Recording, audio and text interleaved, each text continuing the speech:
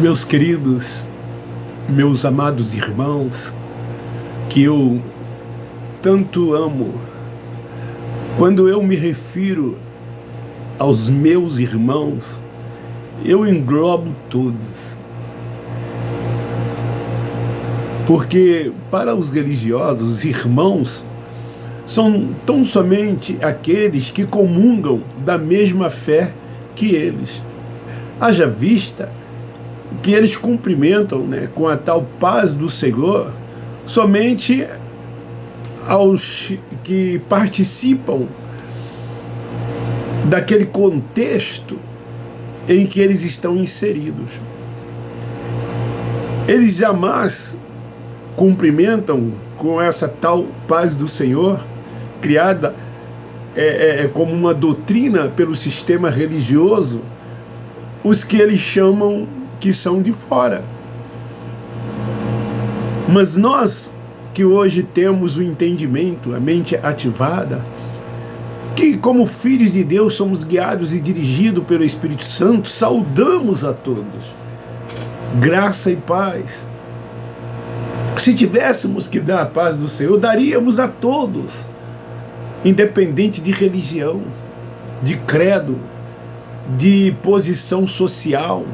Todos nós somos irmãos.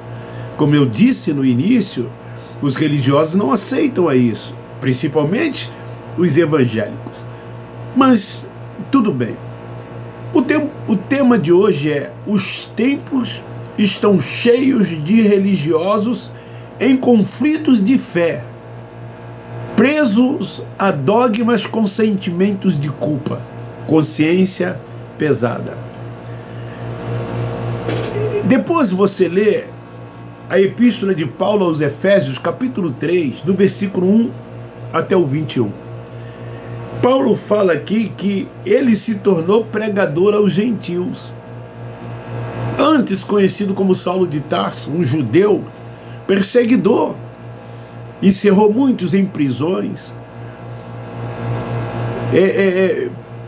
perseguiu a muitos, até que um dia em Damasco encontrou com Cristo ressuscitado, que lhe aparece e o torna o apóstolo Paulo, o apóstolo do Evangelho da graça de Deus. Ele diz assim: assim como fora confiado a Pedro o Evangelho da circuncisão, a mim foi-me confiado o da incircuncisão, o pregador dos gentios, e de tanto quanto outros crescem. Até mesmo nos seus dias, naquele aion, quando muitos judaizantes ainda não havia entendido que o Cristo Nazareno, que veio para cumprir a lei e buscá-los e salvá-los, ele já tinha feito tudo, estava tudo consumado, mas eles ainda permaneciam debaixo dos rudimentos da lei de Moisés. Então Paulo, quando ele pregava aos gentios, então tantos quanto outros ouvissem e crescem naquela mensagem do apóstolo Paulo, seriam libertos na mente, salvos na mente, porque salvação sempre foi na mente. A salvação não tem nada a ver com essa salvação do sistema religioso, que tem ritos, que tem procedimentos, que tem obras. Não! O Espírito nunca esteve em estado de salvação e nem de condenação. Nós não somos carne e sangue, nós somos um espírito revestido de carne. Deus é Pai dos espíritos. Nós viemos de lá e vamos voltar para lá. Aí, eu sempre gosto de lembrar isso, porque quando eles ouvem uma palavra dessa forte, um alimento sólido desse, a sã doutrina, eles pensam logo em libertinagem. Aí eles dizem assim, aí mais um dizendo que Deus não quer o corpo, que podemos fazer tudo dentro dessa visão do evangelho eterno. Não! Os espirituais não são carnais, evangélicos religiosos. Os espirituais não andam na prática das obras da carne, porque são espirituais. A nossa liberdade é no espírito. Dá para você entender isso? Essa é a diferença de quando uma pessoa, ou seja, um filho de Deus, é salvo na mente. Ele deixa os preceitos dos homens, os rudimentos da lei que a religião tanto acredita. Ele não segue mais. Então, este evangelho, pregado pelo sistema religioso, ele tem Satanás como um ser espiritual. Ele tem um inferno como lago de fogo e tormento eterno. Ele tem dízimo, ele tem oferta. Ele tem rudimentos cerimoniais. Então, sem essas coisas, não dá ibope. O templo esvazia, as pessoas não seguiriam mais a religião do sistema. Os templos esvaziariam com certeza, se eles pregassem esta verdade que nós pregamos. Não teria mais nenhum lá, nem para fechar a porta. Mas eles não abrem mão de status, de nomenclaturas, de posições. Não abrem mão de conforto. Porque a maioria desses líderes não gostam de trabalhar. É o dinheiro mais mole, mais fácil que se tem, é esse dinheiro que esses líderes religiosos, principalmente das médias e grandes templos, arrecadam. Um comércio, ele abre as suas portas pela manhã e fica o dia todo com elas abertas, esperando os fregueses para que possam comprar, para que eles possam comercializar com os seus clientes. E no final do dia, faz-se uma apuração de quanto vendeu, de quanto ganhou, qual foi o seu lucro. Assim também se comporta a maioria dos templos religiosos. Cada reunião que fazem tem uma coleta. Fala-se em dízimo, fala-se em dinheiro. Quanto mais reuniões tiverem, mais dinheiro entram, mais eles arrecadam. Estão lá os filhos de Deus sustentando todo esse sistema religioso. Então, queridos, Paulo, o apóstolo dos gentios, ele diz que evangelho significa boas novas, boas notícias, e que o apóstolo Paulo, o apóstolo dos gentios, aqui em Efésios capítulo 3, ele diz que se tornou prisioneiro de Cristo por amor aos gentios, que Deus havia dado a ele uma responsabilidade a nosso favor através da graça de Deus, e que mediante este evangelho eterno nós somos co-herdeiro com Israel, membros do mesmo corpo. Não há mais agora gregos e judeus ou outra etnia qualquer que seja. Agora somos um só, ambos somos um só. Somos participantes da mesma promessa. Ele, Paulo, se tornou ministro deste evangelho pelo dom da graça de Deus, anunciando a nós todas as insondáveis riquezas de Cristo, que nós por fé tomamos posse, porque o justo vive e anda por fé. Lutero, um dia, esse tal reformador, lendo as epístolas de Paulo, ele lê lá e diz, e encontra escrito: justo viverá pela fé. Ele que andava por obras, que praticava obras, agora se tomou uma posição. Ele disse: eu não posso continuar preso a esse sistema da Igreja Católica Apostólica Romana. E ele rompeu com o sistema religioso. porque a mente dele foi aberta, o entendimento lhe veio, e agora ele disse: eu sou justificado pela fé, eu sou uma nova criatura, eu sou perfeito nele.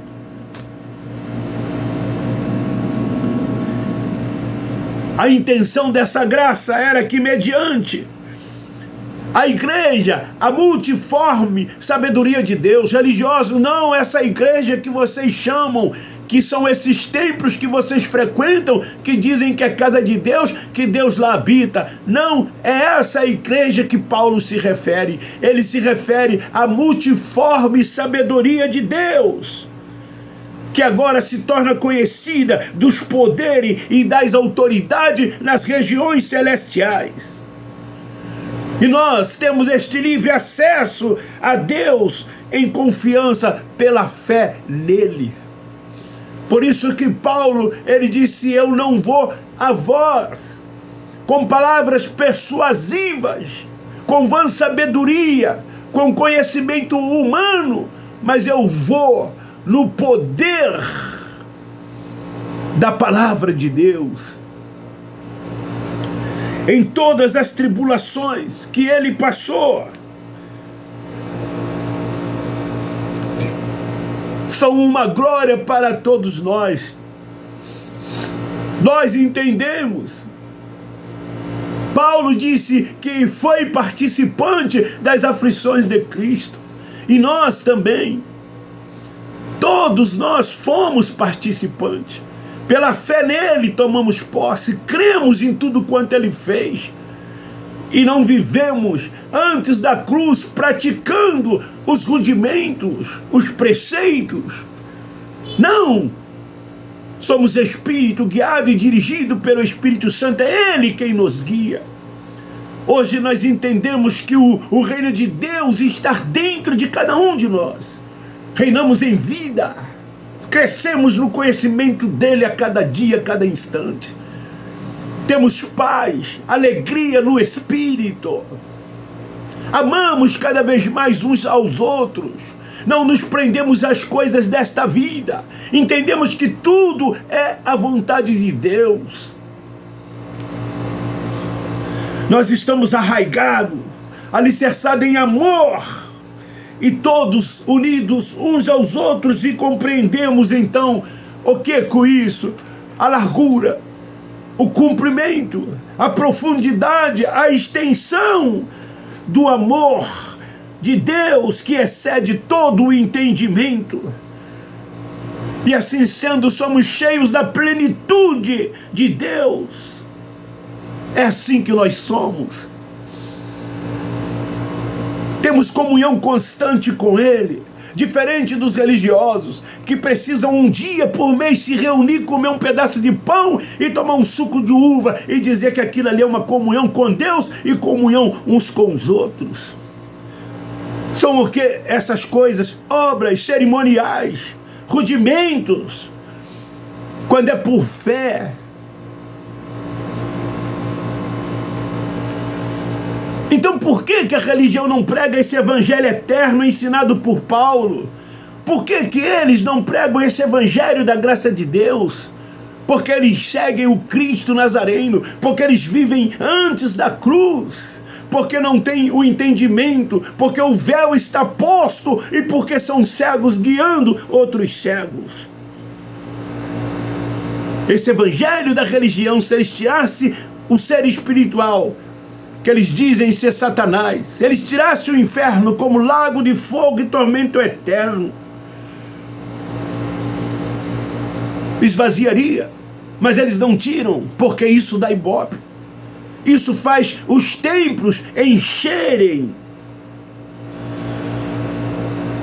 Mas esse evangelho pregado e ensinado por eles aprisionam as pessoas e subjugam as pessoas que lá estão. São fardos pesados e julgos sobre os ombros das pessoas. As pessoas são mantidas presas nesse sistema religioso, sem liberdade plena. Sem liberdade plena, submissa aos preceitos deles, aos seus dogmas, aos seus ritos, às suas liturgias. Eles causam medo e terror. E acaba trazendo para essas pessoas que elas estão em segurança, porque elas são inseguras.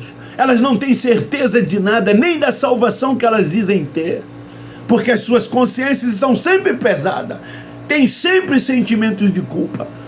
Por isso que vivem toda hora pedindo perdão a Deus, por causa da culpa, por causa do sentimento de culpa.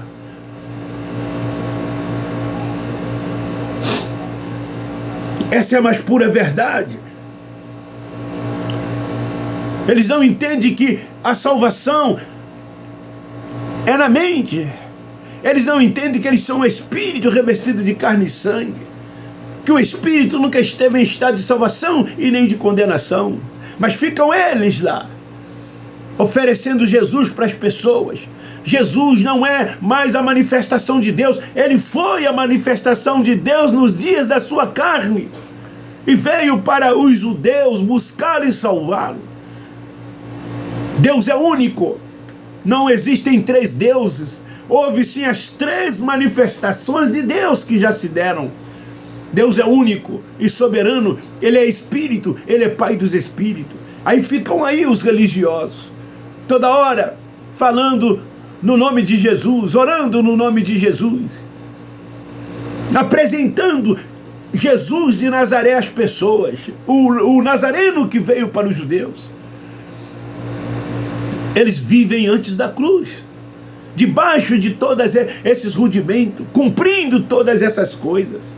Essas pessoas que lá estão, dão ibopes aos seus líderes religiosos, dão a eles honra, dão a eles primazia, dão a eles, reconhecem a eles com títulos. E sabe o que o retorno que eles dão? Chamam os filhos de Deus de ovelhas, que não são ovelhas, nunca foram ovelhas. Chamam de servo, que não são servo e nunca foram servo. Elas são o quê? Filhos de Deus. Qual é a diferença nossa para eles ou deles para nós? É que nós vivemos como filhos de Deus. Eles não, são filhos, mas não reconhecem que são filhos de Deus. Os seus atos, as suas atitudes, os seus comportamentos não são de filhos de Deus, guiados e dirigidos pelo Espírito Santo. Dão valor aos homens, se orgulham de ter um pastor, se orgulham de ter um templo, de ter uma denominação. Esse ano é o tal do centenário das Assembleias de Deus. Aí toda hora aí na internet, políticos gravando áudio, vídeos, e falando do centenário das Assembleias de Deus. E tirando partido disso, porque é ano de eleição. É ano de eleição. Acontecerá agora em 2024. Eles se orgulham disso. Quantas das vezes eu ouvi alguém dizendo: eu nasci na Assembleia de Deus e vou morrer na Assembleia de Deus. Eu nasci na Batista e vou morrer na Batista. Assim como os católicos romanos dizem: eu nasci na Igreja Católica Romana e vou morrer na Igreja Católica Romana. É assim que eles creem. Sem essas coisas, para eles não há salvação. Sem essas coisas, para eles não há comunhão com Deus. Sem essas coisas, para eles não há um entrelaçamento entre eles. Precisam de todas essas coisas. Quando a salvação na mente vem, elas se libertam de tudo isso. Eu me libertei. Gente, foram quase 50 anos. Alguns me chamam de frustrados, que diz que eu saí porque eu não alcancei aquilo que eu queria alcançar. São os bobões quem dizem isso. Eu cheguei, eu tive tudo que uma pessoa pudesse ter dentro de uma denominação evangélica. E tive mais do que muitos deles que lá estão. Pergunta principalmente os assembleanos se eles lembram do maior seminário ou faculdade evangélica das Assembleias de Deus. Eu fui professor lá. Não estou falando isso com orgulho, não. Talvez na época me envaidecesse, sim, me desse orgulho. Hoje não. Eu fui colega dos maiores, daqueles que eles consideram a nata elite das Assembleias de Deus. Poderia aqui dar algum nome: Lourenço Onço, Gilberto Gonçalves Malafaia, Valdir Neve, Bílio de Melo, Horácio da Silva Júnior, Helenay Cabral, Abraão de Almeida, Jeremias Rodrigues, Jeremias Couto, sei lá, Adiel Cunha, Adilson Rodrigues, foram meus colegas. Tássio da Gama Leite Filho, Claudionor de Andrade. Fui aluno deles e depois fui colega deles, porque me tornei professor neste mesmo lugar. Sem falar em 3 seminários, de 3 grandes Assembleias de Deus que eu fui professor. E aí? De que adiantou? Era um cego guiando cego, vivendo debaixo de preceitos dos homens, ensinando tudo isso que eles ensinam. Mas a salvação na mente veio. Hoje eu sou livre. A minha liberdade é no Espírito Santo de Deus. Hoje eu reino em vida. Hoje eu sei o que é ser guiado e dirigido pelo Espírito Santo. Hoje eu não tenho mais sentimento de culpa algum. Eu não tenho mais consciência pesada de nada, porque eu sou espiritual. E os espirituais não vivem na prática das obras da carne. Eles não entendem isso. Eles não conseguem entender isso.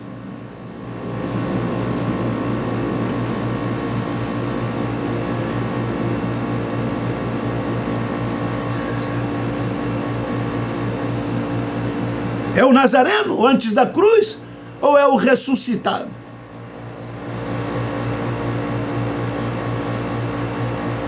Então, quando a mente é salva, se desprende de todas essas coisas.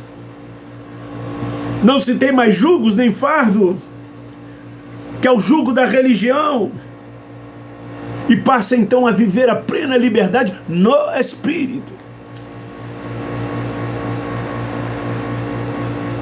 Eles não sabem diferenciar o que é liberdade no Espírito, porque a liberdade lá que eles falam é no Cristo, e é no Cristo Nazareno. Eles falam liberdade em Cristo. Cristo já veio, já fez o que tinha que ser feito. Ele não veio para você nem para mim, ele veio tão somente para a casa de Israel. A nossa promessa já estava firmada em Abraão pela fé. Quando Paulo recebe essa revelação, a salvação vem na mente. Passamos a entender e compreender que somos perfeitos nele, nova criatura, e que não temos necessidade alguma de viver na prática das obras da lei e debaixo de nenhum rudimento. Por isso que batemos no peito, estufamos o peito e dizemos: somos livres, livres no Espírito. Então esta é a palavra. Os templos estão cheios de religiosos, em conflitos de fé, porque o que mais tem lá dentro desses lugares são conflitos de fé. Eles não percebem porque estão cegos, não percebem porque o véu está sobre o rosto, mas nós que rompemos, nós que temos a mente, sabemos que eles vivem conflitos de fé, cheio de superstição, presos a dogmas, cheios de sentimentos de culpa, de consciência pesada. Uma hora eles dizem que estão salvos, outra hora não. É um tal de toda hora pedir perdão a Deus, porque vivem na carne, vivem na prática das obras. Aí a consciência pesa, acusa, não consegue discernir. Paulo diz que os carnais não discernem o espiritual. Eles não conseguem discernir o que é espiritual. Nós sim. Recebe aí esse mocotó, essa pérola da graça de Deus, essa sã doutrina, esse alimento é duro, mas é gostoso. É Ele quem sustenta, é Ele que nos dá conhecimento em Deus cada vez mais. É esse entendimento que nos faz entender qual é a perfeita, boa e agradável vontade de Deus. Está acontecendo aí no Brasil essa catástrofe no Sul.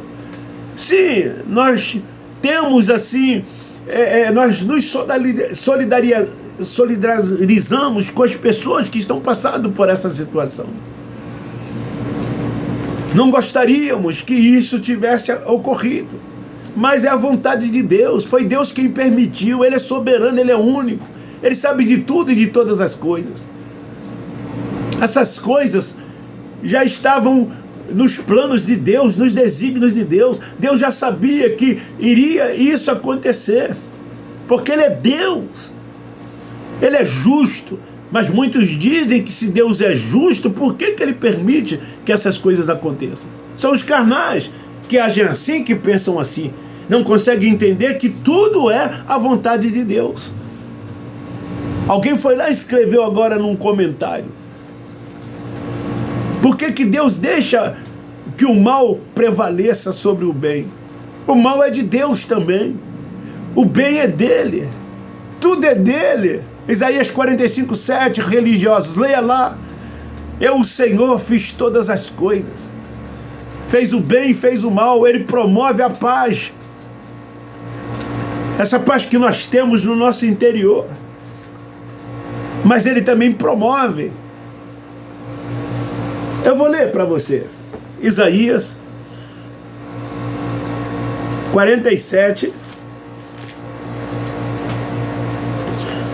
Isaías 47. Não, 45.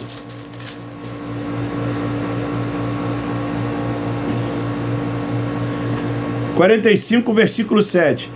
Eu formo a luz e crio as trevas, e faço a paz, e crio o mal. Eu, o Senhor, faço todas estas coisas. Vai continuar questionando Deus? Achando que Ele é injusto? É com você mesmo. É com você mesmo. Só te digo uma coisa, Ele é único. Não há adversário. Ele não tem. Não há semelhante a Ele nos céus, nem na terra, nem debaixo dos céus, nem em cima da terra, nem nas profundezas do mar. Tudo é a vontade de Deus. Então dai graça por tudo. Dai graça por tudo. Ele é o Senhor. E todo conhecimento é dele. Ele sabe o que faz. Então esse é o tema de hoje. Os templos estão cheios de religiosos em conflitos de fé, preso a dogmas com sentimentos de culpa. Nós, da graça de Deus, amamos vocês. Se inscreva, dê o like, divulgue e compartilhe. Meu muito obrigado.